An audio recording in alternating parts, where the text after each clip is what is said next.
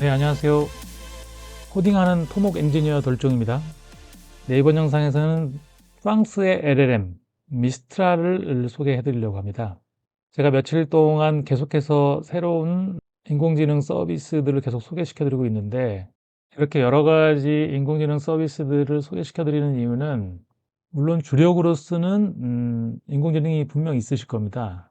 하지만 어떤 문제를 해결하다가 잘 안 되면 다른 모델로도 교차 검증을 해봐야 될 필요성이 좀 있거든요.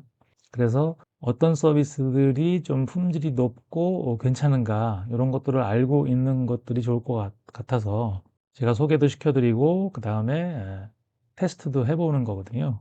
자, 그래서 이 미스트랄이라는 거는 상당히 초창기부터 나와서 어떻게 보면 유럽의 자존심 같은 모델입니다.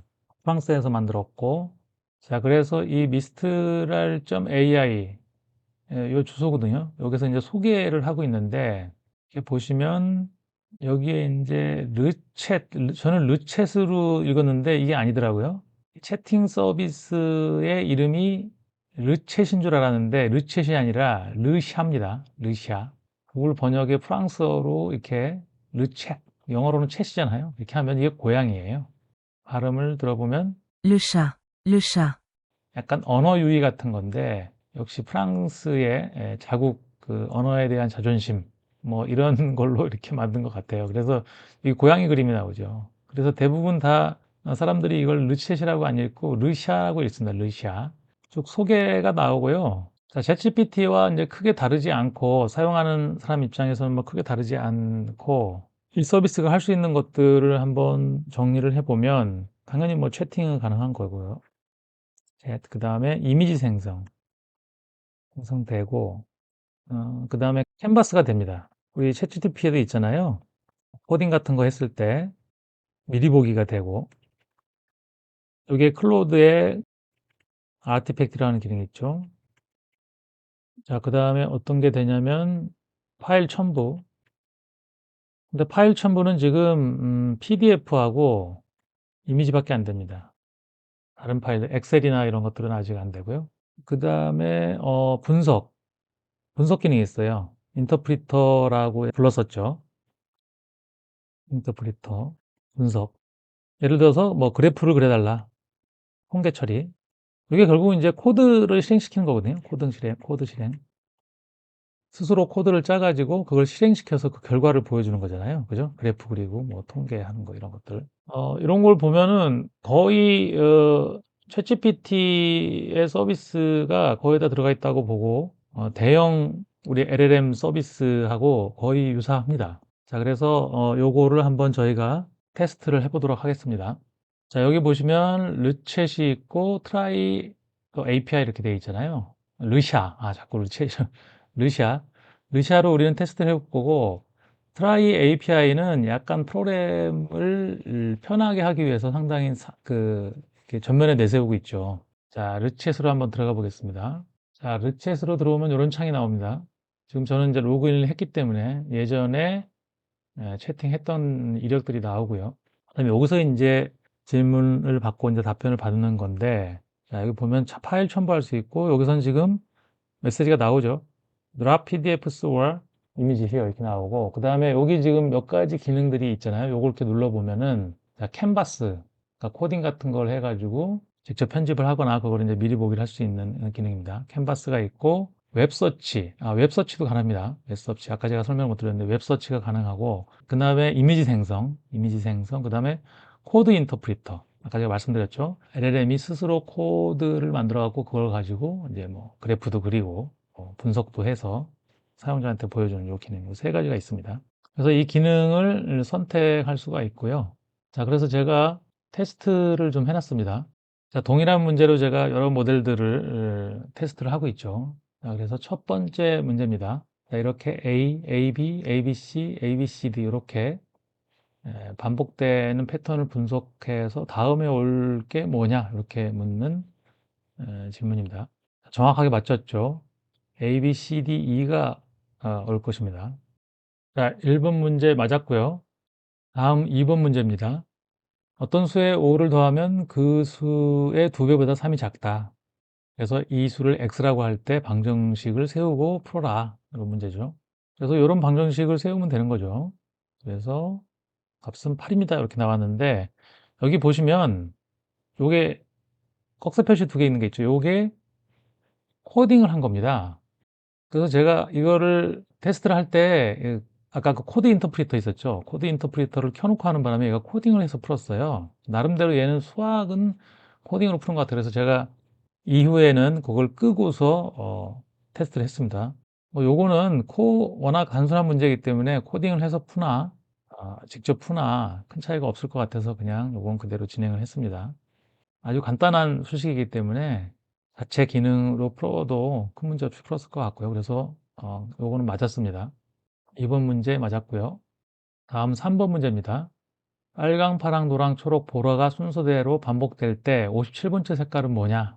요거는 5로 나누고 나머지를 가지고 판단하면 되는 거죠. 자, 57번째 색은 파랑입니다. 맞았습니다. 정답입니다. 3번 문제 맞았고요. 다음 4번 문제입니다.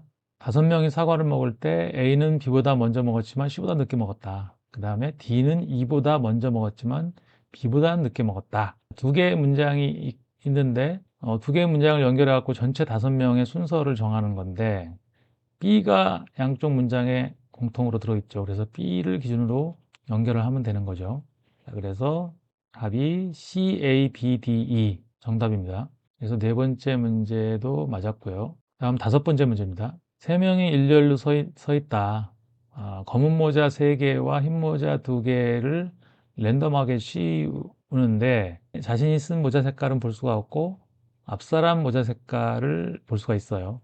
그래서 맨 뒷사람은 앞에 있는 두 사람의 모자 색깔을 보고 자기가 쓴 모자 색깔을 추정을 해야 되고 중간 사람은 앞 사람의 모자 색깔을 보고 자기가 쓴 모자 색깔을 추정을 해야 되는 겁니다. 자, 그런데 맨 뒷사람한테 물어봤더니 자기가 쓴 모자 색깔을 알 수가 없다. 이렇게 얘기했고 중간 사람도 알 수가 없다. 이렇게 얘기했습니다. 근데 맨 앞 사람은 자기가 쓴 모자 색깔을 알 수가 있다. 라고 하고 그 모자 색깔을 맞췄습니다. 그래서 맨 앞 사람은 어떤 색깔의 모자를 쓰고 있었느냐, 그 사람이 맞출 수 있었던 거는 어떻게 맞출 수가 있었느냐, 요거를 묻는 질문입니다. 요거는 맨 뒷사람부터 차례대로 경우의 수를 제거해 나가면서 풀면 되는 문제죠. 자, 그래서 맨 앞 사람은 검은색 모자를 쓰고 있다. 그래서 요건 정답입니다. 5번째 문제 정답이고요. 자, 6번째 문제입니다. 26개 똑같이 생긴 동전이 있는데 그 중에 한 개가 가짜고 조금 가볍습니다. 그리고 양팔 저울이 있어요. 어느 쪽이 무거운지만 알 수 있는 그 저울을 가지고 최소 몇 번의 저울질로 가짜 동전 한 개를 찾아낼 수가 있느냐? 이걸 묻는 질문입니다. 자, 요거의 답은, 최종 답은 3번의 저울질이 맞긴 맞아요. 근데, 답은 맞았는데, 과정을 보면은 8, 8, 10, 8개, 8개, 10개로 한다고 그랬는데, 이거 틀린 거거든요. 998로 해야 됩니다. 998. 자, 여기서는 지금 8개의 가벼운 게 있다는 가정하에 지금 3, 3, 2로 나눠서 이렇게 하면 풀 수 있잖아요. 그죠? 근데 실제로 10개가 돼버리면 어떻게 되냐? 10개 쪽에 가벼운 게 있으면, 그러니까 여기 두 개가 똑같으면, 8개, 10개짜리가 똑같으면 10개를 가지고 하면 어떻게 되냐면요. 한번 과정을 살펴볼게요. 8, 8, 10을 가지고 첫 번째 저울질에서 8, 8, 10인데 여기 똑같았어요. 그럼 10이잖아요. 10을 가지고 두 번째 저울질에서 3, 3, 4로 나눠야 될 거 아니에요. 그죠? 4개짜리가, 그러니까 두 개가 또 똑같았어요. 그럼 4개를 가지고 저울질을 해야 되는데, 4개를 가지고 저울질하면 두 개, 두 개를 해야겠죠. 이렇게. 두 개. 그래서 어느 쪽이 가벼워요? 그럼 어떻게 되죠? 어느 쪽이 가벼우면은 이쪽이 가볍다. 그럼 한 번 더 저울질해야지 하나를 갈라낼 수 있고, 이거를 또 예를 들어서 세 개로 한 개로 한다? 세 개 한 개로 하면 말이 안 되잖아요. 그죠? 그래서 네 개가 나오면, 4개 쪽에 가벼운 게 포함되어 있으면 저울질 한 번 더 해야 돼요. 이 두 개를 가지고 가려내야 되는 거잖아요. 그래서 제가 보니까 이건 틀렸습니다. 자, 최종 결과는 맞았는데, 과정이 8, 8, 10으로 하는 거는 틀렸어요. 예를 들어서 이거를 다른 LLM으로 검토를 해보겠습니다.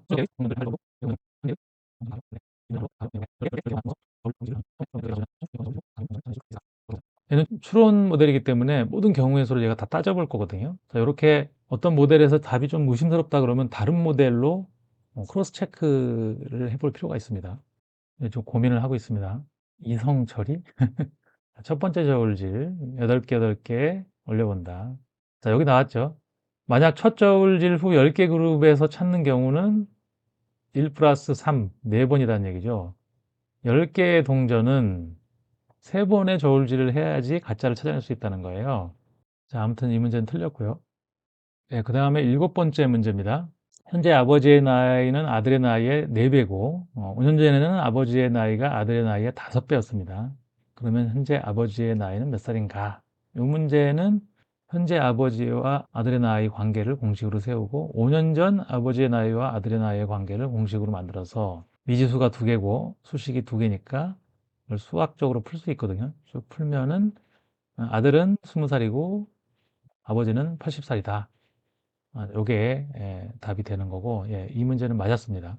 7번째 문제는 맞았고요. 다음 8번째 문제입니다. 3명의 용의자 A, B, C 중에 한 명이 범인이고 A는 내가 범인이 아니다. B는 A가 범인이다. 그 다음에 C는 B가 범인이 아니다. 네, 이런 식으로 말하고 있는데, 자, 이들 중에 한 명만 진실을 말하고 있고 나머지는 거짓말을 말하고 있다면 누가 진실을 말하고 있고 범인은 누구냐?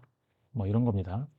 자, 그래서 시나리오를 이렇게 세웁니다. A가 진실을 말하고 있을 때, B가 진실을 말하고 있을 때, C가 진실을 말하고 있을 때 각각의 논리적 모순이 없나 이렇게 살펴보면은 첫 번째 A가 진실을 말하고 있을 때는 모순이 없어요.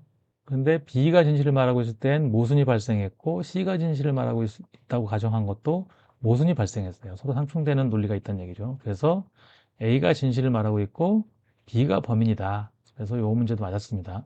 8번째 문제도 맞았고요. 자, 9번째 문제입니다. 두 개의 팔면체 주사위를 굴립니다. 그러면은 두 개의 숫자가 나오겠죠. 그래서 그 두 개의 숫자의 곱이 두 개의 숫자의 합보다 큰 경우가 몇 개냐, 그냥 확률을 구하는 겁니다. 자, 그래서 쭉 보면은 케이스별로 이렇게 몇 가지가 나오는지 카운팅 하는 거죠. 쭉 보면은 48개의 경우가 나온다. 그래서 이걸 기하 분수로 표현하라고 했으니까 4분의 3입니다. 이렇게 답을 맞췄습니다. 자, 맞췄고요. 그 다음에 엔지니어링 문제입니다. 철근량 구하는 문제인데요. 자, 너는 시빌 엔지니어야. 콘크리트 강도 35메가파스칼, 철근 강도 400메가파스칼, 그다음에 폭은 1001m, 높이는 0.8m, 그리고 피복은 콘크리트 표면에서 철근 중심까지 피복 80mm, 강도 감소 계수는 0.85, 설계 모멘트 Mu는 1000kNm 일 때 USD 설계법으로 필요 철근량을 구해. 이렇게 한 겁니다. 그랬더니 쭉 조건을 가지고 풀었어요.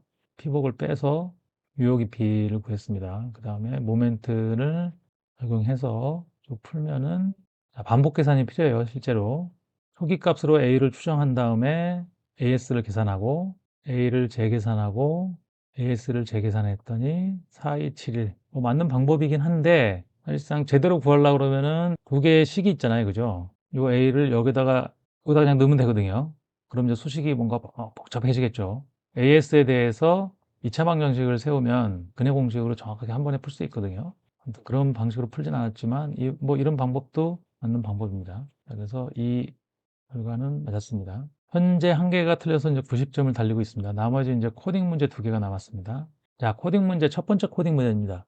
사용자로부터 2차 방정식의 ABC를 입력받아서 근을 구하는 과정을 보여주고 대신 수식은 매스작스를 이용해서 렌더링을 하고 그 다음에 그 밑에다가 차트.js라는 모듈을 이용해서 그래프를 그려주는데 그 그래프에다가 근을 표시를 해주고 그죠? 두 근을 표시하라 했어요. 그래프에다가. 그 다음에 두 근이 잘 보이도록 X축의 범위를 적절하게 조정해둬라. 그러니까 그래프의 정 가운데가 X는 0으로 그리지 말고 근이 얼마가 나왔으면 그 근이 중간에 잘 위치하도록 X 범위를 조정해달라는 얘기입니다. 자, 그래서 코드가 이렇게 나왔고요. 그리고 아까 캔버스 있었잖아요. 캔버스를 켜놓으면 여기서 직접 코드를 실행시킬 수 있습니다. 저희는 캔버스를 끄고 했기 때문에 그냥 요거를 복사해다가 실행을 시키면 이렇게 나옵니다. 솔브로 누르면 수식이 지금 렌더링이 안 됐어요. 그죠? 수식이 렌더링이 안 됐습니다. 자, 그 다음에 위치는 잘 잡았어요. 그죠? 왜냐면 지금 0이 만나는 데가 여기예요. 그죠? 여기가 마이너스 1. 그는 마이너스 1, 마이너스 3이 맞았거든요. 마이너스 1 위치가 여기 있고, 그 다음에 마이너스 3이니까 마이너스 3 위치가 여기 있어요. 그러니까 얘가 축을 이동한 거잖아요. 이렇게 잘 보이도록, 가운데 오도록. 두 개 근이. 근데 근을 표시를 안 했어요. 근을 표시를 하고 그래프만 그렸습니다. 이게 뭐 거의 맞춘 거나 마찬가지고 한두 번 수정시키면 아마 제대로 할 것 같은데 일단은 평가니까 이거를 틀린 걸로 하겠습니다. 자, 다음 문제는 자, H빔, I빔이라고 하기도 하고 H빔이라고 하는데 H빔 재원을 사용자로부터 입력받아서 그리고 단면적으로 구해라 이런 겁니다. 자, 초기 값은 이런 식으로 설정을 해서 시작을 해라 이런 겁니다. 그래서 요 코드가 나왔고요. 이걸 복사해 갖고 실행시켰더니 이렇게 나왔습니다. 여기가 이제 상부 플랜지, 하부 플랜지, 그 다음에 웹이죠. 웹 재원. 제가 넣은 대로 다 초기 값들을 정해서 지금 나왔고, 그 다음에 이걸 컬큘레이트 하면은 과정, 탑 플랜지, 바텀 플랜지, 웹 해갖고 전체 11,700mm 제곱. 이거 맞았거든요. 그림도 잘 나왔나 볼게요. 그런데 밑에가 플랜지가 잘렸어요. 왜 이렇게 했는지 모르겠는데 이거를 다른 프로그램들이 이렇게 따로따로 이렇게 그렸거든요. 따로따로 이렇게 사각형으로 이렇게. 근데 여기는 굳이 또 그걸 연결해 갖고 이렇게 했어요. 이렇게 어려운 건데 이게. 그러는 과정에서 이제 뭐가 삐끗한 거죠. 하부 플랜지 값을 한번 바꿔볼까요? 뭐 200으로 바꿔볼까요? 200으로. 혹시 바뀌면 뭔가 제대로 돌아올까? 근데 안 바뀌었어요. 자, 위에 300을 200으로 바꾸면 상부 플랜지를 줄었잖아요. 근데 얘는 틀린 상태로 유지가 되죠. 그죠? 뭔가 틀렸습니다. 그래서 이것도 뭐 거의 맞추고 잘 그렸는데 안 된 것 같고요. 이걸 저희가 테스트 해볼 때도 항상 이걸 벗어나게도 해봤는데 벗어나게 해도 밑으로 여길 기준으로 그랬나 보네요. 밑으로 벗어나 버렸네요. 자, 아무튼 요거는 지금 틀린 걸로 하겠습니다. 코드 문제 두 개를 틀렸고요. 그래서 전체 점수는 75점. 자, 그래서 지금까지 전체적으로 다른 모델들과 비교를 해보면 코딩 문제 두 개를 틀렸고, 그죠? 그 다음에 좀 엉뚱하게도 다른 모델들이 다 맞춘 6번 문제를 틀렸는데 요거 빼놓고는 상당히 준수하게 앞에 문제들은 다 맞췄고 코딩 문제 두 개만 틀린 거고 특히나 우리가 업무에서 쓰려고 테스트 해본 요 최근 양보하는 문제까지도 잘 구했습니다. 75점이면은 어느 정도 수준이냐? 제미나이 2.0 플래시 싱킹 그 정도하고 비슷한 것 같고요. 틀린 문제도 비슷합니다. 코딩 두 개 틀렸고 그 다음에 논리 수학 문제에서 제미나이 2.0 플래시 싱킹은 첫 번째 문제를 틀렸는데 얘는 여섯 번째 문제를 틀린 거고요. 그 다음에 또 75점이 여기 있네요. 툴루 405 빌리언. 요게 코딩 문제를 하나 틀렸고 요게 용의자 찾는 거를 틀렸었네요. 그래서 얘도 똑같이 세 문제를 틀린 거고 그 정도인 것 같습니다. 그래서 미스트랄도 큰 대형 모델과 비슷한 정도의 능력이 있다고 보여지고 결국은 보면은 추론 기능이 있는 애들이 전체적으로 점수가 높은 거를 알 수가 있죠. 그래서 지금 전체적으로 100점 맞은 게 딥식 R1, 리튼에서 제공한 딥식 R1께 100점을 맞았고 그 다음에 O3 미니 하이. 일단 이게 지금 현재 최강 모델이라고 봐야겠죠. 네, 이번 영상 모두 마치도록 하겠습니다. 영상이 마음에 드셨다면 구독, 좋아요, 댓글 부탁드리겠습니다. 네, 지금까지 코딩하는 토목 엔지니어 돌종이었습니다. 감사합니다.